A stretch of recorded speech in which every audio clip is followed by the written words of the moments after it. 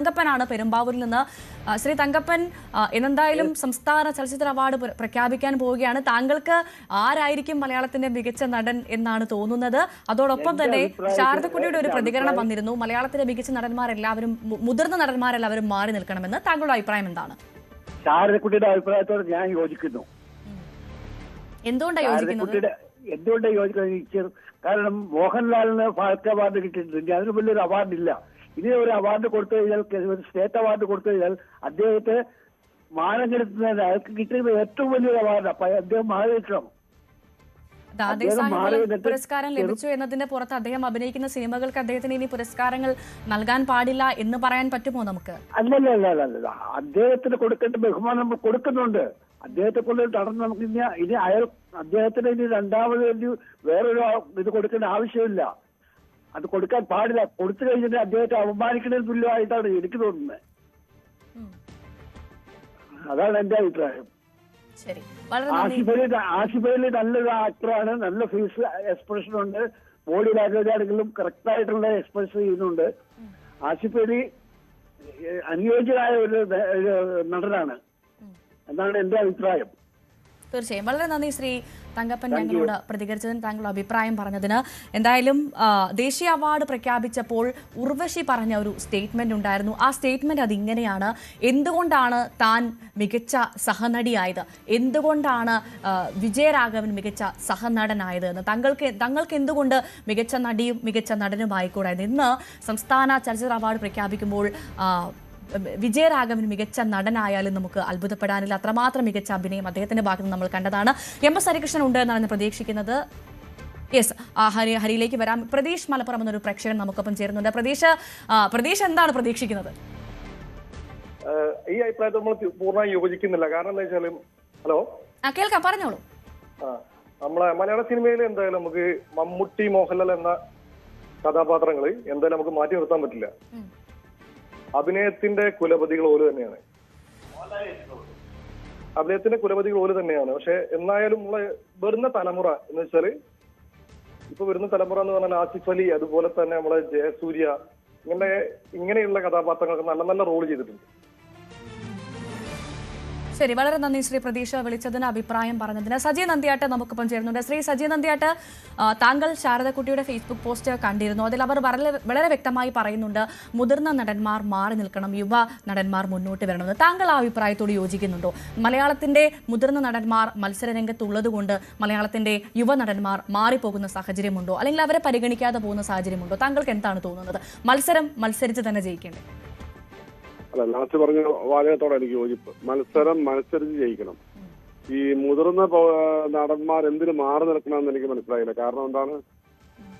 അപ്പോ വരുന്ന യുവ താരങ്ങൾക്ക് അവർ പ്രചോദനമാകണം. എന്തുകൊണ്ടാണ് അവർക്ക് അവാർഡ് ലഭിച്ചത്, അവരുടെ ഡെഡിക്കേഷൻ എന്താണ്, സമർപ്പണം എന്താണ്, അവർ ആ കഥാപാത്രത്തിൽ എത്രമാത്രം ഇറങ്ങി ചേർന്നിട്ടുണ്ട്, ആ കഥാപാത്രം കഥയും തിരഞ്ഞെടുക്കുന്നതിൽ അവർ കാണിച്ച ശുഷ്കാന്തി, അവരുടെ ആ പവർ, ഡിസ്ക്രിമിനേറ്റിംഗ് പവർ, അവര് ആ കഥാപാത്രത്തിന് വേണ്ടി ചെയ്ത ത്യാഗം, അവരാ കഥാപാത്രമായി മാറാൻ ചെയ്ത ആ ഇഴകി ചേർന്ന അവരുടെ ആ ഒരു dedication.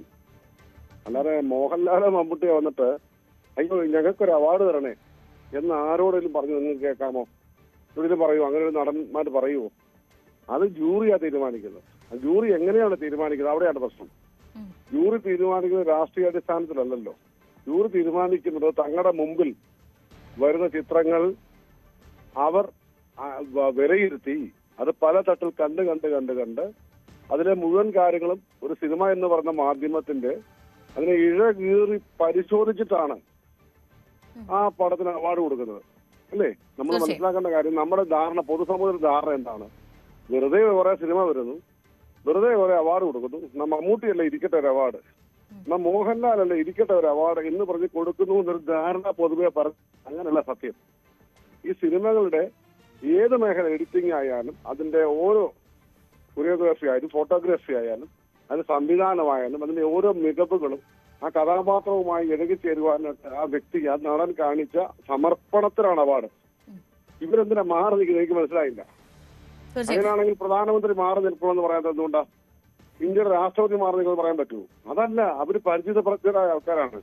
Experience makes a man perfect എന്ന് പറഞ്ഞ പോലെ അവർ എക്സ്പീരിയൻസ് ഉള്ളവരാണ്. അപ്പൊ എന്താണ് നമുക്കുണ്ടാകുന്നത്?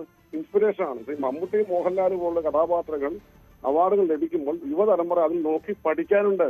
ഇതാ കണ്ടോ, ഞങ്ങളുടെ പൂർവികന്മാർ, മുൻഗാമികൾ ഇപ്പോഴും ഇത്ര പ്രായമായിട്ടും ഇതുപോലെ കഥാപാത്രത്തെ ഇത്ര ആവാഹിച്ച് അതിനോട് സമർപ്പിച്ച് കലയ്ക്ക് വേണ്ടി ജീവിതം സമർപ്പിക്കുന്നത് കണ്ടിട്ട് അത്ര ഒരു ഡെഡിക്കേഷൻ ഉള്ള തലമുറയെ വാർത്തെടുക്കുക എന്നതിന് അവർ പ്രചോദനമാകുകയാണ്. അല്ല മറിച്ച് മമ്മൂട്ടിയുടെ ഒരു ഗ്രഡ്ജുണ്ട്, മോഹൻലാലിന്റെ എന്തൊരു ഗ്രഡ്ജുണ്ട്, എന്നാ പിന്നെ പോയ വഴിക്ക് ഒരു തട്ട് തട്ടിയേക്കാം എന്ന് പറയുന്നതോട് ഞാൻ ബഹുമാനിക്കുന്ന ആളാണ് ശാരദക്കുട്ടിയെ. അവരുമായി ബന്ധപ്പെട്ട അവരുടെ ലേഖനങ്ങൾ അവരെ ഫോളോ ചെയ്യുന്ന ആളാണ് ഞാൻ. ഇക്കാര്യത്തിൽ അവരുടെ അഭിപ്രായം എന്ന് പറയുന്നത് നമുക്ക് ജനാധിപത്യ രാജ്യമാണ്. അഭിപ്രായം പ്രകടിപ്പിക്കാൻ അവർക്ക് അവകാശമുണ്ട്. അതുപോലെ എനിക്കും അവകാശമുണ്ട്. സെയിം റൈറ്റ് ഉണ്ട്, സെയിം ഡ്യൂട്ടി ഉള്ളവരാണ് നമ്മൾ. അപ്പൊ അതുകൊണ്ട് ബഹുമാനായ ശാരദക്കുട്ടിയുടെ ഈ ഒരു പരാമർശത്തോടെ തികച്ചും 100% ഞാൻ വിയോജിക്കുകയാണ്. Very sorry.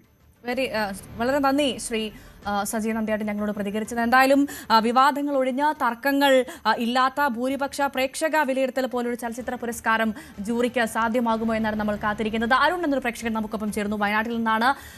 അരുൺ, ശാരദക്കുട്ടി പറഞ്ഞത് താങ്കൾ കേട്ടിരുന്നു എന്ന് പ്രതീക്ഷിക്കുന്നു, അവരുടെ ഫേസ്ബുക്ക് പോസ്റ്റ് കണ്ടിരുന്നു എന്ന് പ്രതീക്ഷിക്കുന്നു. ഇത്തരത്തിൽ നമ്മുടെ മുതിർന്ന നടന്മാർ സ്വയം മാറി നിൽക്കേണ്ട സാഹചര്യമുണ്ടോ?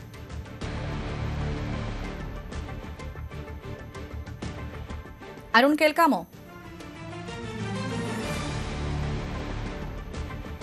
എസ് ഹരികൃഷ്ണൻ നമുക്കൊപ്പം വിവരങ്ങളുമായി ചേർന്നുണ്ട്. ഹരി, ഞാൻ പറഞ്ഞതുപോലെ തന്നെ ഈ വർഷം വിവാദങ്ങളില്ലാതെ പ്രേക്ഷകരുടെ അഭിപ്രായം അല്ലെങ്കിൽ ഈ ഏറ്റവും പ്രധാനമായി ഈ ഭൂരിപക്ഷ പ്രേക്ഷക വിലയിരുത്തൽ കൂടിയുള്ള ഒരു പ്രഖ്യാപനമായിരിക്കുമോ ജൂറിയുടെ ഭാഗത്ത് നിന്ന് എന്നറിയാനാണ് നമ്മളൊക്കെ കാത്തിരിക്കുന്നത്. ഞാൻ നേരത്തെ പറഞ്ഞിരുന്നു, ഹരി തന്നെ സൂചിപ്പിച്ചൊരു കാര്യമുണ്ടായിരുന്നു, വിജയരാഘവന്റെ കാര്യം. അദ്ദേഹം പോലും മികച്ച നടനായി വന്നാൽ നമുക്ക് അത്ഭുതമില്ല, അത്രമാത്രം നമ്മളെ വെള്ളിത്തിരയിൽ അത്ഭുതപ്പെടുത്തിയ ഒരു മനുഷ്യനാണ്. അപ്പോൾ എന്തും പ്രതീക്ഷിക്കാം, എന്തും സംഭവിക്കാം അല്ലേ ഹരി?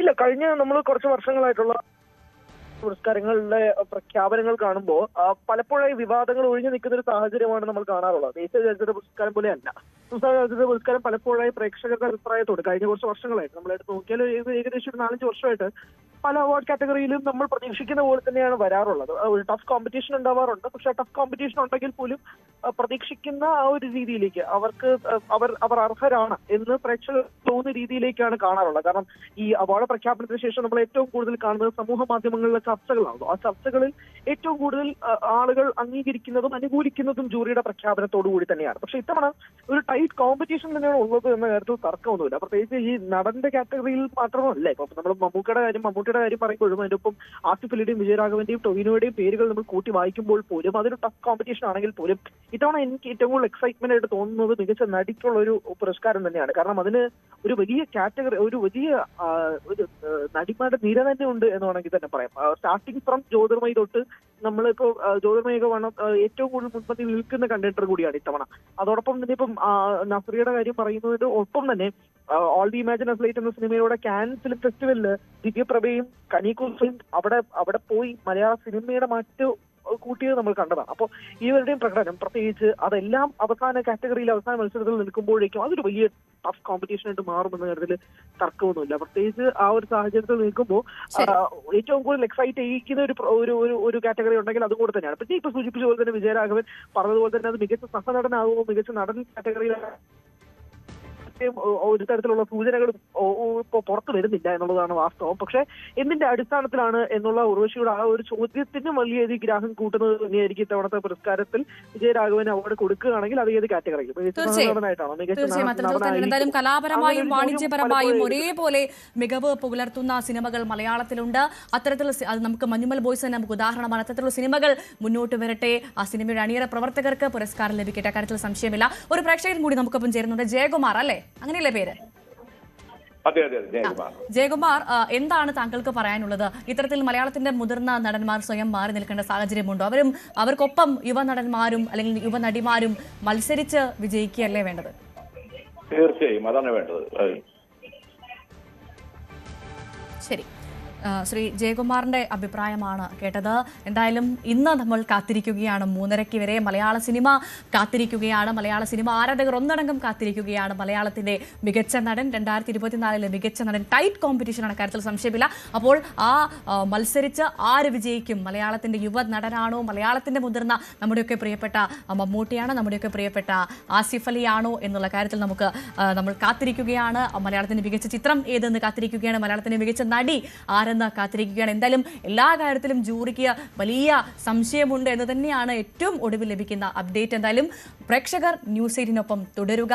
3:30 നമുക്ക് കൃത്യമായി ഈ വിവരങ്ങൾ ആരൊക്കെയാണ്, എന്തൊക്കെയാണ് മലയാളത്തിന് സ്വന്തമായി കാത്തിരിക്കുന്ന സസ്പെൻസ് എന്നത് ഞങ്ങൾ കൃത്യമായി നിങ്ങളിലേക്ക് എത്തിക്കും. എന്തായാലും പ്രതികരിച്ച എല്ലാ അതിഥികൾക്കും ഒരുപാട് നന്ദി. MS ഹരികൃഷ്ണനാണ് വിവരങ്ങൾ നൽകിയത്. ഈ വാർത്താ ബുള്ളറ്റിൻ പൂർണ്ണമാകുന്നു. നമസ്കാരം.